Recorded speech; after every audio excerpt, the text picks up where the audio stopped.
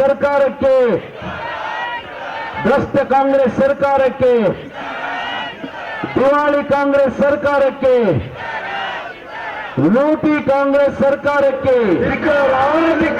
ಲೂಟಿ ಕಾಂಗ್ರೆಸ್ ಸರ್ಕಾರಕ್ಕೆ, ಬೆಲೆ ಏರಿಸಿದ ಕಾಂಗ್ರೆಸ್ ಸರ್ಕಾರಕ್ಕೆ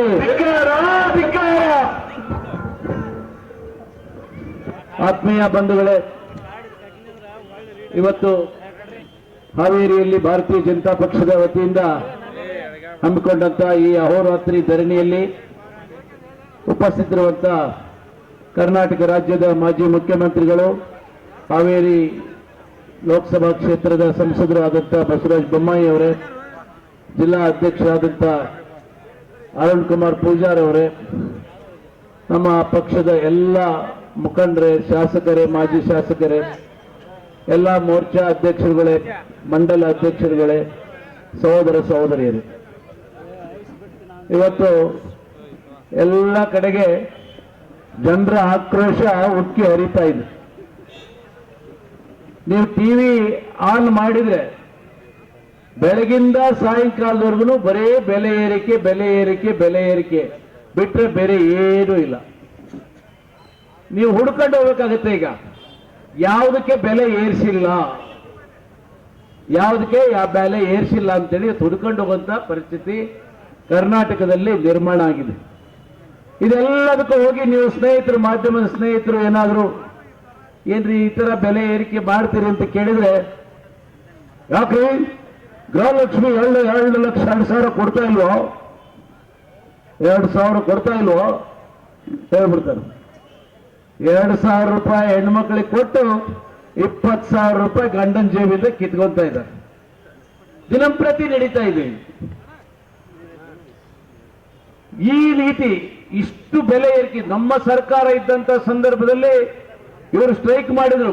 ಬೆಲೆ ಏರಿಸ್ತಾ ಇದೆ ಬಿಜೆಪಿ ಸರ್ಕಾರ, ಬೆಲೆ ಏರಿಸ್ತಾರೆ, ನಾವು ಬೆಲೆ ಏರಿಕೆ ವಿರುದ್ಧ ಹೋರಾಟ ಮಾಡ್ತೀವಿ. ನಾವು ಬೆಲೆ ಏರಿಸೋದಿಲ್ಲ, ನಮ್ಮ ಸರ್ಕಾರ ಬಂದ್ರೆ 10 kg ಅಕ್ಕಿ ಕೊಡ್ತೇವೆ, 2,000 ರೂಪಾಯಿ ಕೊಡ್ತೇವೆ, ವಿದ್ಯುತ್ ಫ್ರೀ ಕೊಡ್ತೇವೆ, ಬಸ್ ಫ್ರೀ ಕೊಡ್ತೇವೆ, ಎಲ್ಲ ಫ್ರೀ ಕೊಟ್ರಿ ಜನರ ಜೇಬಿಗೆ ನೇರವಾಗಿ ಕತ್ತರಿ ಹಾಕುವಂತ ಕೆಲಸ ಮಾಡಿದ್ದಾರೆ. ಲೂಟಿ, ದರೋಡೆ, ಹಗಲು ದರೋಡೆ ನಡೀತಾ ಇದೆ ಕಾಂಗ್ರೆಸ್ ಸರ್ಕಾರದಿಂದ. ಇವತ್ತು ಜನರ ಜೇಬಿಗೆ ನೇರವಾಗಿ ದರೋಡೆ ಮಾಡುವಂತ ಕೆಲಸ. ಅಲ್ಲಿ ದರೋಡೆ ಮಾಡಿದ್ರೆ ನಾವು ಕಳ್ಳನಿಗೆ ಶಿಕ್ಷೆ ಕೊಡ್ತೇವೆ, ಆದ್ರೆ ಈ ಕಳ್ಳರಿಗೆ ಏನು ಶಿಕ್ಷೆ ಕೊಡಕ್ಕಾಗುತ್ತೆ? ಇವರು ಶಿಕ್ಷೆ ಕೊಡಕ್ಕಾಗಲ್ಲ. ಏನ್ ಹೇಳ್ತಾರೆ? ನಾವು 136 ಜನ ಗೆದ್ದು ಬಂದಿದ್ದೇವೆ, ನಮಗೆ ಜನಾದೇಶ ಇದೆ. ಅದೇ ಜನ ನಿಮ್ಮನ್ನ ನಡೋ ರಸ್ತೆಯಲ್ಲಿ ನಿಲ್ಲಿಸಿ ಹೊಡಿತಾರೆ. ಮುಂದಿನ ಚುನಾವಣೆಯಲ್ಲಿ ಅದೇ ಜನ ನಿಮ್ಮನ್ನ ನಡೋ ರಸ್ತೆಯಲ್ಲಿ ನಿಲ್ಲಿಸಿ ಹೊಡೆಯುವಂತ ದಿನಗಳು ಬರ್ತವೆ. ಯಾವೊಬ್ಬ ಬಡವ ಬದುಕಕ್ಕಾಗ್ತಾ ಇಲ್ಲ. ಎಲ್ಲರ ಜೇಬಿಗೆ ಬಡವ ಶ್ರೀಮಂತ ಪ್ರಶ್ನೆನೇ ಇಲ್ಲ. ಎಲ್ಲರೂ ದುಬಾರಿ ರೇಟು ಏರಿಸಿ ಏರಿಸಿ ಏರಿಸಿ ಇವತ್ತು ಜನ ಬದುಕದೇ ಇರುವಂತ ಪರಿಸ್ಥಿತಿ ಬರ್ತಾ ಇದೆ. ಇವತ್ತು ಪತ್ರಿಕೆ ನೋಡಿರ್ಬೇಕು, ಜಿ ಪರಮೇಶ್ವರ್ ಅವರು ಗೃಹ ಮಂತ್ರಿಗಳು ಒಂದು ಮಾತು ಹೇಳಿದ್ದಾರೆ, ಬೆಲೆ ಏರಿಕೆಯಿಂದ ಯಾರಿಗೂ ಏನು ತೊಂದರೆನೇ ಆಗಿಲ್ಲಂತ. ಎಲ್ಲ ಜನ ಕುಣಿತಾ ಇದ್ದಾರೆ, ಬೆಲೆ ಏರಿಸಿದ್ರು ಬಹಳ ಸಂತೋಷ ಅಂತ ಕುಣಿತಾ ಇದ್ದಾರೆ. ಅಪ್ಪ ಅಲ್ಲ, ಅವ್ರು ಹೇಳೋದು ನೋಡಿ, ಒಬ್ಬ ಗೃಹ ಮಂತ್ರಿಯಾಗಿ ಬಹಳ ಸೀನಿಯರ್ ಮೋಸ್ಟ್ ಆಗಿ ಹೇಳ್ತಾರೆ, ಹೇಳಿಕೆ ಕೊಟ್ಟಿದ್ದಾರೆ ಪತ್ರಿಕೆಯಲ್ಲಿ, ಬೆಲೆ ಏರಿಕೆಯಿಂದ ಯಾರಿಗೂ ಏನು ತೊಂದರೆ ಆಗಿಲ್ಲ. ಅವ್ರಿಗೇನಾಗಿಲ್ಲ ಬಿಡಿ, ಕಾಂಗ್ರೆಸ್ನ ಶಾಸಕರುಗಳಿಗೆ, ಕಾಂಗ್ರೆಸ್ ಸರ್ಕಾರಕ್ಕೆ ಏನೂ ಆಗಿಲ್ಲ. ಯಾಕೆಂದ್ರೆ ಅವರು ಲೂಟಿ ಜಾಸ್ತಿ ಆಗ್ತಾ ಇದೆ. ಲೂಟಿ ಡೇ ಬೈ ಡೇ ದಿನ ಜಾಸ್ತಿ ಹಾಕಿದ್ದಾನೆ ಹೊಂಟಿದೆ. ಯಾವುದೇ ಅಭಿವೃದ್ಧಿ ಕಾರ್ಯಕ್ರಮಗಳಿಲ್ಲ. ಎಲ್ಲಾ ರೀತಿ ರೇಟ್ಗಳು, ಎಲ್ಲ ಕಾರ್ಯಕ್ರಮಗಳು ರದ್ದಾಗಿದ್ದಾವೆ. ಕೃಷಿ ಇಲಾಖೆಯಲ್ಲಿದ್ದಾಗ ನಮ್ಮ ಬಸವರಾಜ ಬೊಮ್ಮಾಯಿ ಅವರು ಮುಖ್ಯಮಂತ್ರಿ ಆಗಿದ್ದಂತಹ ಸಂದರ್ಭದಲ್ಲಿ ರೈತರ ಮಕ್ಕಳಿಗೆ ಮುಖ್ಯಮಂತ್ರಿ ವಿದ್ಯಾನಿಧಿ ಅನ್ನುವಂಥ ಕಾರ್ಯಕ್ರಮವನ್ನು ಕೊಟ್ಟಿದ್ರು. ಇವತ್ತು ಆ ಕಾರ್ಯಕ್ರಮ ಹೇಳಕ್ಕೆ ಹೆಸರಿಲ್ಲದೆ ಹೋಯ್ತು. ಈಗ ಹೇಳಿದ್ರು, ಎಲ್ಲರೂ ಹೇಳಿದ್ದಾರೆ, ಪಂಪ್ ಸೆಟ್ ಬೆಲೆ ಈ 1,840 ರೂಪಾಯಿ ಕೊಟ್ಟರೆ ನಾವು ಸ್ಪ್ರಿಂಕ್ಲರ್ ಸೆಟ್ ಕೊಡ್ತಾ ಇದ್ವಿ. ಇವತ್ತು 4,200 ರೂಪಾಯಿ ಕೊಡ್ಬೇಕು ಅದೇ ಸ್ಪ್ರಿಂಕ್ಲರ್ ಸೆಟ್ಟಿಗೆ. ಅವು ಸಿಗೋದಿಲ್ಲ.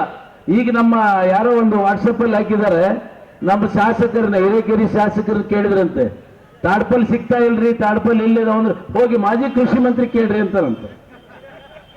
ಮಾಜಿ ಕೃಷಿ ಮಂತ್ರಿ ಟಾರ್ಪಲ್ ಕೊಡಕ್ ಬರ್ಬೇಕು. ನಮ್ಮ ಕಾಲದಲ್ಲಿ ನಾನು ಬಂದ ಒಂದ್ಸರಿ ಆಕಸ್ಮಿಕವಾಗಿ ಗೋಡವನಲ್ಲಿ ಹೋದ ಹಂಗೆ ಟಾರ್ಪಲ್ ತುಂಬಿ ಹೋಗ್ಬಿಟ್ಟಿತ್ತು. ಕೇಳಿದ್ರೆ ಯಾಕ್ರಿ ಕೊಟ್ಟಿಲ್ಲ ಅಂದ್ರೆ ಜನ ಹೋಯ್ತಾ ಇಲ್ರಿ ಸಾಕಾಗಿ ಹೋಗಿದ್ದೆ ಅಂದ್ರು. ಅಷ್ಟು ನಮ್ಮ ಸ್ಟಾಕ್ ಇಟ್ಟಿದ್ವಿ, ಓವರ್ ಸ್ಟಾಕ್ ಇಟ್ಟಿದ್ವಿ. ಸ್ಪ್ರಿಂಕ್ಲರ್ ಸೆಟ್ಗಳಿರ್ಬೋದು, ಟಾರ್ಪಲ್ಗಳು ಇರಬೇಕು. ರೈತರಿಗೆ ಏನ್ ಬೇಕು ಯಾವುದು ಕೂಡ ತೊಂದರೆ ಇಲ್ಲಪ್ಪ. 5 ವರ್ಷದಲ್ಲಿ 4 ವರ್ಷ ನಮ್ಮ ಬಿಜೆಪಿ ಸರ್ಕಾರದಲ್ಲಿ ಒಂದೇ ಒಂದು ದಿವಸ ಒಬ್ಬ ರೈತ ಸ್ಟ್ರೈಕ್ ಮಾಡಿದ್ ನೋಡಿದ್ರೆ ನೀವು? ಬಸವರಾಜ ಬೊಮ್ಮಾಯಿ ಅವರು ಬೆಳೆಯ ಹಾನಿಯಾದಂತಹ ಸಂದರ್ಭದಲ್ಲಿ ಹೇಳಿದ್ರು, ನೀವು 6,000 ರೂಪಾಯಿ ಕೊಡ್ತೀರಿ ಒಂದು ಹೆಕ್ಟರ್ಗೆ. ಇವತ್ತು ಕರ್ನಾಟಕದಲ್ಲಿ ಎಲ್ಲಾ ರೇಟ್ ಜಾಸ್ತಿ ಮಾಡ್ತಾರಲ್ಲ, ಈಗ ನೌಕರಿದಾರಿದ್ದಾರೆ, ಅವ್ರ ಸಂಬಳ ಏನಾದ್ರು ಜಾಸ್ತಿ ಮಾಡ್ತೀರಾ? ಮಾಡಲ್ಲ. ಇದ್ದಿದ್ರಲ್ಲೇ ಸರಿ ದೂಸ್ಕೊಂಡು ಹೋಗ್ಬೇಕು. ಅದು ಅವ್ನಿಗೆ ಭಾರ ಆಗೋದಿಲ್ವಾ? ಅವಾಗ ರೈತರಿಗೆ ಆಗೋದಿಲ್ವಾ? ಈಗ ರೈತರಿಗೆ ಈ ಇದ್ದ ರೇಟಲ್ಲಿ ಮಾಡ್ಬೇಕು. ಈಗ TCಗಳು ನಮ್ಮ ಸರ್ಕಾರ ಇದ್ದಂತ ಸಂದರ್ಭದಲ್ಲಿ ಅಕ್ರಮ ಸಕ್ರಮ ಯೋಜನೆ 25,000 ಕೊಟ್ರೆ ಒಂದು TC ಬರ್ತಾ ಇತ್ತು. ಇವತ್ತು ಒಬ್ಬ ರೈತ ಒಂದು ಬೋರ್ವೆಲ್ ಹಾಕಿದ್ರೆ ಒಂದು TC ತರಬೇಕು ಅಂತ ಹೇಳಿದ್ರೆ 2.5 ಇಂದ 3 ಲಕ್ಷ ರೂಪಾಯಿ ಬೇಕಾಗುತ್ತೆ. TCಗೆ ಇಷ್ಟು ದುಡ್ಡು, ಆ ರಿಜಿಸ್ಟ್ರೇಷನ್ ಇಷ್ಟು ದುಡ್ಡು, ಒಂದು ಕಂಬಕ್ಕೆ 15,000 ರೂಪಾಯಿ. ಈ ರೀತಿ ಮಾಡಿ ಆ TCನೂ ಹಾಕಕ್ಕಾಗಲ್ಲ. TC ಹಾಕೊಂಡ್ರೆ ಕೊಡೋದು 3 ತಾಸು ಕರೆಂಟು. ಆ 3 ತಾಸು ಕರೆಂಟ್ ನಲ್ಲಿ 30 ಸರಿ ಹೋಗುತ್ತೆ. ಬಿಟ್ಟು ನೀರು ಏನು ಹೊಲಕ್ಕೆ ಹೋಗ್ಬೇಕು ಅದು ಹೊಲ ಮುಟ್ಟದೇ ಇಲ್ಲ. ಹಾಗಾಗಿ ರೈತರ ಜೀವನ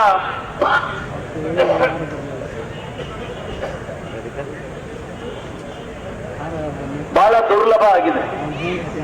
ಇಂಥ ಸಂದರ್ಭದಲ್ಲಿ ಇವತ್ತು ನಾವು ಭಾರತೀಯ ಜನತಾ ಪಕ್ಷದವರು ಕೇವಲ ಹಾವೇರಿ ಮೈಲಾರ್ ಮಹದೇವಪ್ಪ ವೃತ್ತದಲ್ಲಿ ಸ್ಟ್ರೈಕ್ ಮಾಡಿದ್ರೆ ಅಷ್ಟೇ ಸಾಲದು. ಪ್ರತಿಯೊಬ್ಬ ರೈತರ ಮನೆಗಳಿಗೆ ಹೋಗಿ, ಪ್ರತಿಯೊಂದು ಗ್ರಾಮಗಳಿಗೆ ಹೋಗಿ, ಪ್ರತಿಯೊಂದು ಗ್ರಾಮಗಳಲ್ಲಿ ರೈತರನ್ನ ಸೇರಿಸಿಕೊಂಡು ಇವತ್ತು ಕಾಂಗ್ರೆಸ್ ಸರ್ಕಾರ ಮಾಡ್ತಿರೋಂತ ಈ ಭ್ರಷ್ಟಾಚಾರ, ಲೂಟಿ ಇವುಗಳ ಬಗ್ಗೆ ತಿಳಿಸದೆ ಹೋದ್ರೆ ಪಾಪ ಜನ ಮುಂದಿನ ದಿವಸದಲ್ಲಿ ಏನಾಗ್ತಾರೋ ಗೊತ್ತಿಲ್ಲ.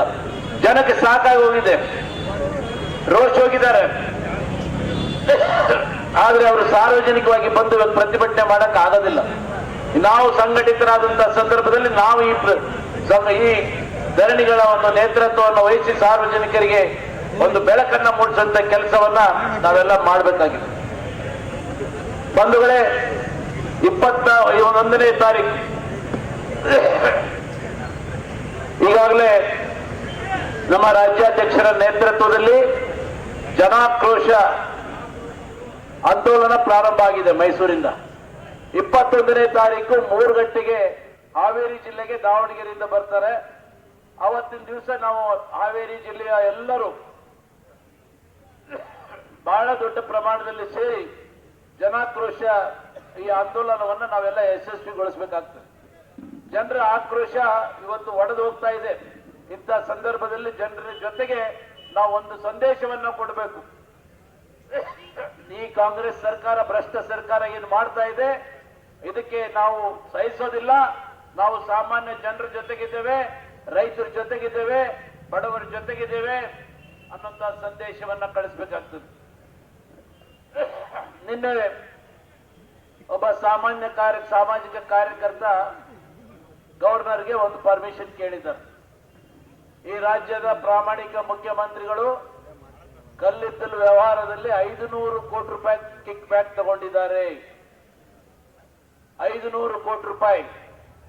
ಅದರಿಂದ 5,000 ಕೋಟಿ ರೂಪಾಯಿ ಈ ರಾಜ್ಯಕ್ಕೆ ನಷ್ಟ ಆಯಿತು ಅಂತ ಹೇಳಿದ್ದಾರೆ. ದಿನಕ್ಕೊಂದು ಹಗರಣ.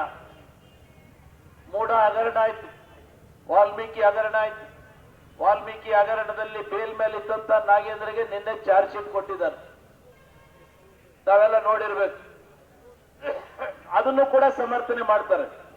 180 ಕೋಟಿ ಅಲ್ಲ ರೀ, ಬರೀ 80 ಕೋಟಿ.